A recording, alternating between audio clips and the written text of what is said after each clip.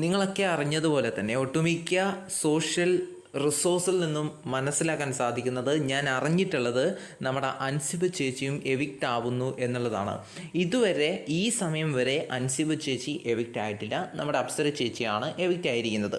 എന്നാൽ നാളത്തെ എപ്പിസോഡിൽ അൻസിബ ചേച്ചി എവിക്റ്റ് ആകും, അല്ലെങ്കിൽ എവിക്ഷനിൽ അൻസിബ ചേച്ചി പുറത്തു പോകുന്നു എന്നാണ് പല റിസോഴ്സിൽ നിന്നായിട്ട് എനിക്ക് അറിയാൻ സാധിച്ചത്.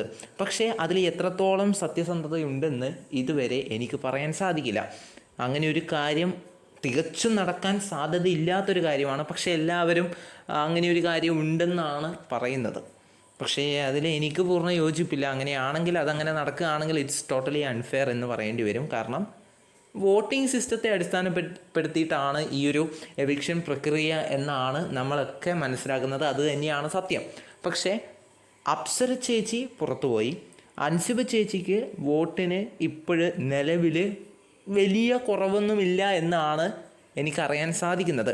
അങ്ങനെയാണെങ്കിൽ അൻസിബ ചേച്ചി പുറത്തു പോകേണ്ട ഒരു വ്യക്തിയാകില്ല. എന്താണ് ഇതിൻ്റെ സത്യാവസ്ഥ എന്ന് നമുക്കറിയില്ല. ഇനി എൻ്റെ കണക്കൂട്ടലുകൾ തെറ്റിയതാണോ, അല്ലെങ്കിൽ ഇനി അൻസിബ ചേച്ചിക്ക് വോട്ട് കുറവാണോ, അല്ലെങ്കിൽ ഇനി അൻസിബ ചേച്ചി പുറത്തു പോകുന്നില്ല, അതൊരു റോങ് ഇൻഫോർമേഷൻ ആണോ എന്നുള്ള കാര്യങ്ങളൊന്നും എനിക്കറിയില്ല. ഇങ്ങനെയൊരു സംഭവം ഞാൻ കേട്ടു, അത് നിങ്ങളുമായിട്ട് പറഞ്ഞു, അത്രമാത്രം. മറ്റൊരു വീഡിയോ ആയിട്ട് നമുക്ക് വീണ്ടും കാണാം. ബൈ.